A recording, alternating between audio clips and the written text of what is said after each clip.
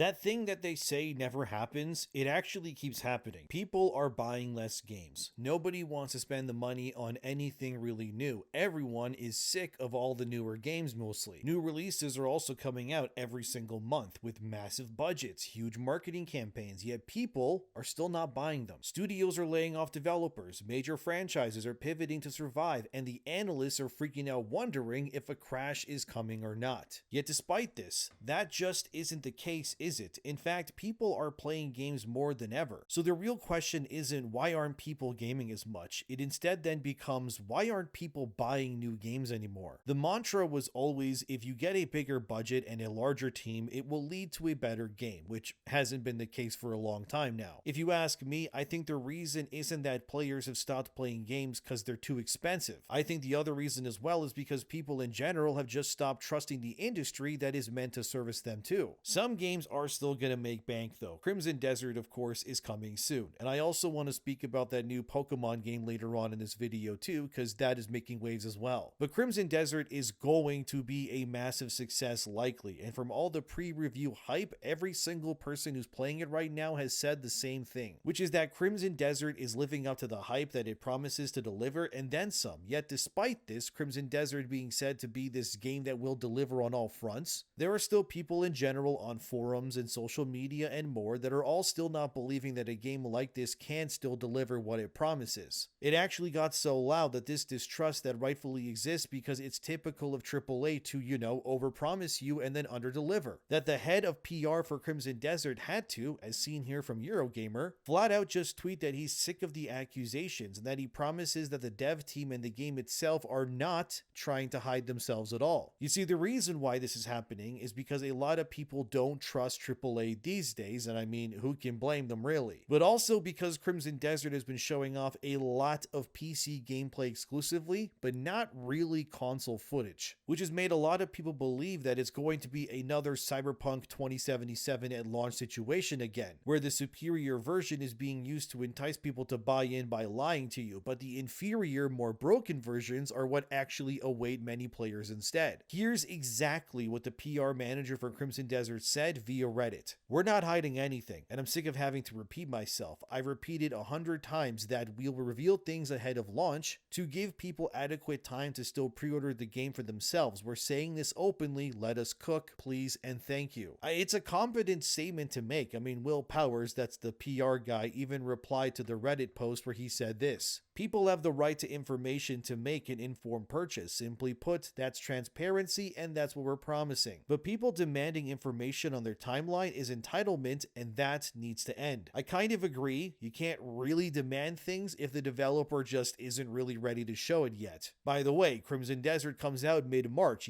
this month. Kind of hitting it close, not gonna lie, but the best way to put fears to rest is usually to just simply release some gameplay videos of the game running on consoles specifically to then disprove the naysayers. At least, I guess, the PlayStation blog did have a statement on how Crimson Desert runs on PS5 and the Pro. They basically said that the game is well optimized, it runs very well according to them, and especially on the Pro, it will take full advantage of the hardware available to offer a seamless experience. As you can see here, these are clips of Crimson Desert taken directly from that PlayStation blog post themselves showcasing the game running on PS5. To me anyways, from what I'm seeing, it looks fine, I guess. Apparently on the base PS5, the game will be able to achieve somewhere around 40 FPS. Not 60 unfortunately, but on PS5 Pro, as seen here from the PlayStation blog anyways, they say there that the PS5 Pro version of Crimson Desert will be able to run at 4K resolution at higher frame rates. They don't say exact frame rates here, but obviously I would assume it's probably above 40 FPS if that is where it's running on the base PS5 at least. Whether that's enough for you to buy in, I guess let me know, but for me, I'll be playing it on the Pro myself. And I mean, the difference between the PS5 and the Pro, it's definitely an upgrade, I have to admit. I mean, I did play Resident Evil Requiem on PS5, and then I played it on the Pro after myself. And I gotta be honest, the Pro version was superior in every way imaginable. It wasn't even remotely close. close. The PS5 version ran well, sure, but it did stutter slightly in the more open environments like Leon's playable sections in Raccoon City. But when I played it on the Pro, those areas were smooth as butter. Not to mention the whole 4K resolution and all of that with the Pro were just insane to see. So if what they're saying is true, then I fully expect Crimson Desert to be a similar case too. Unfortunately for consoles though, it is what it is currently. I mean, the PS5 is 6 years old at this point, obviously can still run most games very well. But when you get into these more graphically demanding games, it's becoming more clear to me anyways that the Pro is more so the now, I guess if you want to call it the definitive experience. Whether you like that or not, it kind of just is what it is. As for Xbox users, unfortunately, I have to say I don't have much on that. I don't know what it looks or runs like over there, but hopefully I'm guessing it's just as good, but I couldn't really tell you. But regardless, this distrust of the AAA game industry is kind of understandable because it's happened far too many times where we see games promise the world and they end up offering like a room instead at best. What's odd about Crimson Desert, however, is that it's implementing this weird fast forward option where you can fast forward cutscenes and dialogue while still being able to read and retain what happens so that you don't need to spend the actual time watching the full cutscene or the dialogue. I know that sounds weird, but I'm not lying, by the way. Here's a clip of what I'm talking about. Please watch this.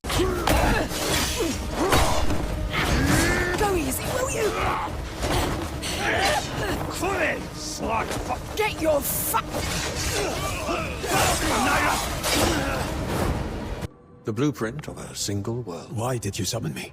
There are beings who have brought chaos to your world, the consequences of which extend to even you and your comrade. You have news of them? You will cross paths with those who escaped Fate's grasp, but the balance of this world and the abyss has begun to falter. We're running late, but he just won't come down. We've got to get back before anyone notices. The chief's going to be really upset. How can you help me get... Gigi, get down here, there's in... Hurry! You're going to get us both in trouble. Yeah, so as you can see, this allows the game to tell you what's happening without, I guess, in a sense, wasting your time as much. A lot of people were commenting on Jake Lucky's post, who showed this clip originally. As you can see, there's comments ranging from "this is pointless" to Jake Lucky claiming that he likes his feature because he can play more of the game faster. In my opinion, this sort of option is only something that I would personally use maybe in a second playthrough, but that's just me. But this is just one of the many things that Crimson Desert has. Diverting from Crimson Desert for a second though, there's also another game which is also making a huge splash already in Poptopia. I know, weird to compare this, but let me cook for a second, okay? If you don't know what this is, it's basically if like Animal Crossing and Stardew Valley got fused together with some Minecraft elements, but it's all a Pokemon game. So if you don't know, you play as a Ditto that transforms into a human that has to restore the region of Kanto. That's the setting of Pokemon Red, Blue, and Yellow. Why the Pokemon trainers are not there, why the world is seemingly destroyed, that's the central mystery of the game. Apparently they do provide an answer to this, but either way, Poptopia is selling out everywhere already. Poptopia also debuted at a 90 on Metacritic. It's now since gone down to 88 as seen here, which, let's be real, that's still not low at all. Actually, that's the same score as Resident Evil Requiem. But again, this is another game that's likely going to do absolute numbers since, yeah, it's Pokemon, but it's also another single player game. Are you noticing a pattern with the games that have been doing well this year? Neo 3, Resident Evil, Poptopia, likely also Crimson Desert, and more. All games offering these premium single player alternatives to the busy work of live service and more. Like I said in my previous video, I'm gonna bang that drum as hard as I can until more publishers take notice. And lo and behold, all those games listed are gonna sell crazy too, and it's all through established quality and the fact that they're not always online. Well, with Pokemon quality, that could be debatable, but at the very least, Pokemon games are usually not buggy, so that's good, I guess. Either way, Poptopia is going to sell like crazy, unsurprisingly, since it is, yes, a Pokemon game after all, as the BBC reported here. Poptopia is a smash hit with both reviewers, and again, the game is selling out like crazy. But now, circling back to Crimson Desert, there is distrust for that game, mostly about its developer Pearl Abyss. So, you see, Pearl Abyss also made Black Desert. That's an MMO game, which Crimson Desert was meant to be as well until they made it single player. Either way, Black Desert has been criticized aplenty for being very microtransaction heavy and having lots of RNG in it too. As this user said on the Reddit forums, they're worried that Pearl Abyss could heavily monetize the living hell out of Crimson Desert after release. But from what I understand, based on their PR people that they've said so far anyways, Crimson Desert will never have any microtransactions in it. And I really hope they don't do what I think might happen, which is where they release the game with no microtransactions or live service elements, and then they get all the glowing reviews and all the player feedback and everybody buys into it. Everyone's like, oh wow, this is the new gold standard. Only to then like a month later, turn around and add a cash shop out of nowhere.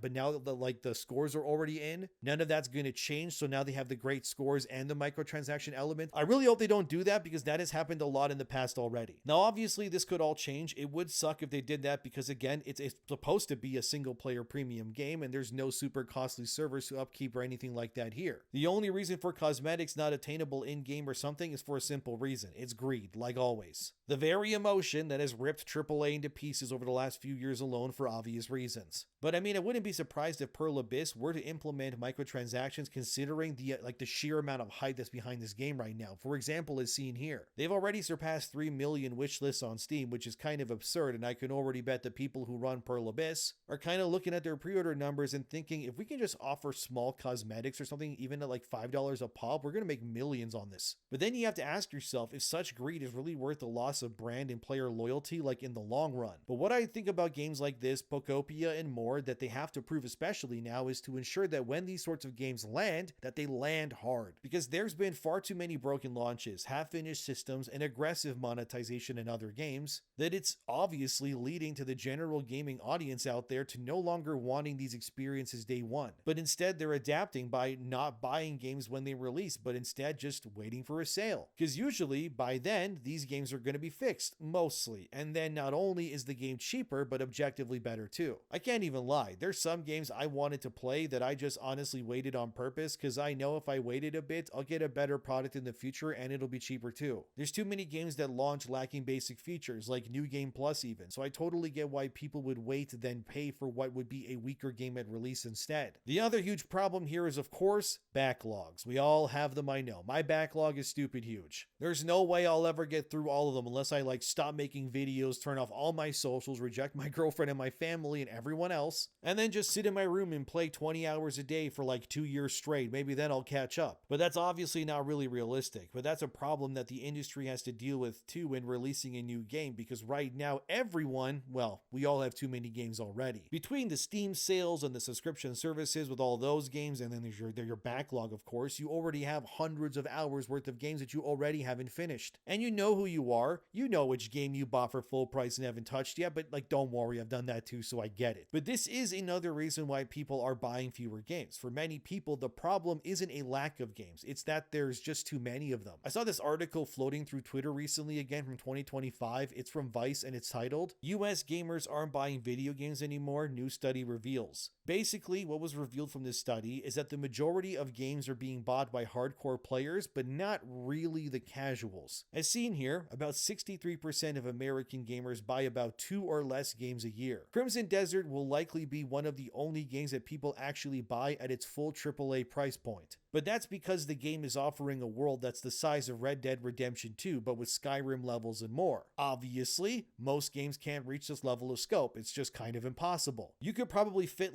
2,000 Resident Evil Requiems in full into Crimson Desert level size-wise and still have room to spare. Another worrying statistic is, according to that same survey that got referenced, that about 33% of American gamers don't even buy a new game every year. So that means that 1 out of 3 people that do buy games are just waiting for deep sales, or they're just playing their backlogs instead. The only big sales boost in 2025 as seen here, unsurprisingly, was the Nintendo Switch 2. Beyond that though, for the most part, AAA was limping for the most part in 2025. It's more optimistic at least in 2026, but that's mostly because the games being released are mostly, not all I know, but mostly devoid of political nonsense or censorship. Yeah, I know those things are still present, but likely in Crimson Desert's case at least, it won't be censored or have political nonsense, mostly because it's made in South Korea. But if a Western studio made this, that would be a different story. You see, the reason why I'm also so against having so many live service games exist at the same time, it's mostly because what ends up happening is you have a select group of games where players spend hundreds and thousands of hours in those games alone. While that may sound good on paper, what it actually ends up doing is causing these players to then stay in those games. But now because of that, they're not playing new ones anymore, are they? How how can they? So you see, the problem here is that by the industry forcing themselves to try to turn every game now into like a living platform or something, what they've actually really done is create a self-inflicted problem that now causes the publishers and more to basically cannibalize the same player bases from one another over and over again, right? Call of Duty pulls from Battlefield, Battlefield pulls from Call of Duty, so that sort of thing. And with that battle that's raging on like 24/7 in the background, when a game does release that is full price, like a Crimson Desert, the question then doesn't become, is this game good? Instead, it actually becomes, is this game worth the money that I have to spend on it right now to experience it? And the answer is oftentimes no for many people, although in my opinion, Crimson Desert will probably still do well regardless. But this is why smaller games are thriving too. They're cheaper, they're obviously more creative, and you can finish them quicker, which lets you play other games. But what we're also realizing is that the smaller indie games not only being more interesting, but they also, like I said, take risks. And that shift is slowly reshaping everything in actually a good way. Crimson Desert at least bucks the trend, and while yes, it is still an absolutely huge game, it should and will probably have, a beginning and an end to it. Whereas if this was an MMO like it originally was, we both know that that would not be the case. Ultimately, what this then leads to is that gamers didn't stop supporting the AAA industry per se. The truth instead is that the industry has lost the trust of the gamers by doing what they've been doing for so long without realizing the ramifications of it all. For years, right, games have been chasing trends and monetization and more things like that. Everything was built around engagement metrics to then chase the modern audience at one point. Now, unfortunately for them, the consequences have now come full circle. And it's not like the people who play games left or anything. Yeah, they're still here. They're still playing games. But now it's becoming very clear that most people are now very careful about not really whether a game is good or not, but instead wondering which game actually deserves their money at this very moment. And what I'm hoping with Crimson Desert, Poptopia even Resident Evil, Neo, and many more, is that they're all proving that until this industry as a whole relearns that lesson, this trend isn't going to go anywhere anytime soon. I guess it's either that players are being more selective, or the industry is now heading towards a major correction that it desperately needs. But either way, when I look at Crimson Desert, I think if Pearl Abyss is able to land that game safely and make it deliver on all the fronts that they're promising, yeah, we're about to see a massive success story hit when everyone is trying to be like the next Arc Raiders. They're not actually realizing, oh, maybe we shouldn't be trying to be that. We should try being the next Skyrim, the next Dark Souls, the next Stardew Valley, something else instead, Obviously, you guys all deserve the best games possible for your hard-earned money. That is the goal in the end, no matter what. Your time deserves to be respected, as too does your fandom. While sure, yes, Crimson Desert is releasing into a space kind of hesitant to buy anything, my guess is the game will easily break 100,000 concurrent Steam players day one, maybe even 200,000. I think this will also be a repeat of when Monster Hunter Wilds initially released, which by the way, that sold about 10 million copies in like a single month last year alone, which was crazy. The point is that either way, what we need more of are games that respect your money, your time, and your investments. A big reason for me when I play a game is simple. Is it worth the money and time that I spent on it? If the answer is no, I either wait a long time for a sale or I just don't bother to buy the game to begin with. Crimson Desert gives me the feeling that it's going to be more like an atom bomb that's being dropped on everything, and I really hope that it is glorious. Even if the game doesn't hit everything perfectly the way that they're promising, the fact that we're getting a game soon where you can like ride dragons and mechs and dropkick goblins and dive from above the world for full-blown minutes and then glide across the map and everything's rendering in real time is absolutely crazy. I am excited for this game if you can't tell, because it's been a long time since an open world game like this has actually got me really excited. Since maybe, let's be real, besides Elden Ring, all I've had the displeasure of playing open world-wise for a long time is usually Ubisoft slop. And I'm really hoping that this is nothing like Ubisoft's usual garbage routine. Just clear the map, collect the nonsense, give me real things to discover. I just yearn to have that moment again like I did in Elden Ring, where I went down that random elevator in Southern Limgrave, and then I ended up below the map hours later with my eyes widened and my mouth gaped open like, holy crap, dude, this game is way huger than I thought. That's the real discovery. You know what I mean? I want to be wowed again is the point. I really hope this game delivers, and reminds publishers of what we've been missing for so long now. Not open world games, I mean, just quality in general. Look, Crimson Desert is either going to be the ultimate game or the biggest disappointment ever. I guess we're going to find out soon enough. But what do you think of all this? Are there just too many games coming out? Is it only about the quality of a game now to you? Or are there just too many coming out in general and you care more about the money spent above anything else now? Let me know. Subscribe if you want to. Thanks for watching. See you guys in the next one. Go enjoy some good video games today because you deserve it.